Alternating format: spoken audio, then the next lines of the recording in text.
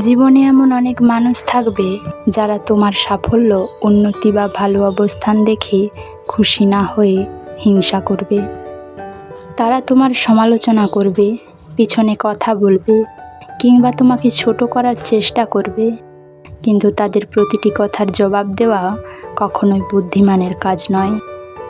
কারণ জবাব দিতে গিয়ে তুমি তোমার মূল্যবান সময় ও শক্তি নষ্ট করবে। যারা হিংসা করে তারা আসলে তোমার ব্যর্থতা দেখতে চায়। তারা চায় তুমি রেগে যাও, হতাশ হও বা তাদের কথার প্রতিক্রিয়া দাও। কিন্তু তুমি যদি শান্ত থাকো এবং নিজের কাজে মনোযোগ দাও, তাহলে সেটা হবে তাদের জন্য সবচেয়ে বড় জবাব। গোপনে একটি কাজ করো, নিজেকে আরও উন্নত করো। প্রতিদিন একটু একটু করে নিজের দক্ষতা বাড়াও। নতুন করে কিছু শেখো। নিজের লক্ষ্য পূরণের জন্য কঠোর পরিশ্রম করো।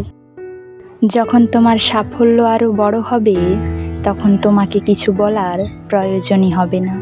তোমার অর্জনই তোমার হয়ে কথা বলবে। মনে রেখো, গাছ যখন ফল দেয় তখনই তাকে সবচেয়ে বেশি ঢিল ছোঁড়া হয়। তেমনি যারা জীবনে এগিয়ে যায় তারাই বেশি সমালোচনা ও হিংসার শিকার হয়। তাই হিংসুক মানুষের কথায় কান না দিয়ে নিজের পথ ধরে এগিয়ে চলাই শ্রেয়। আরেকটি বিষয় মনে রাখা দরকার, হিংসার জবাবে হিংসা না দিলে মনও শান্ত হয়। কিন্তু নিজের উন্নতির দিকে মন দিলে আত্মবিশ্বাস বাড়ে এবং জীবনে ইতিবাচক পরিবর্তন আসে। তাই অন্যকে হারানোর চিন্তা নয়, বরং নিজেকে আগের চেয়ে ভালো করার চিন্তা করো। একদিন দেখবে যারা তোমার সমালোচনা করতো তারাই তোমার সাফল্যের উদাহরণ দিচ্ছে। কারণ সময়ের সঙ্গে সঙ্গে মানুষের কথাকে নয়, কাজকে মূল্য দেয়। তাই চুপচাপ নিজের স্বপ্নের দিকে এগিয়ে যাও।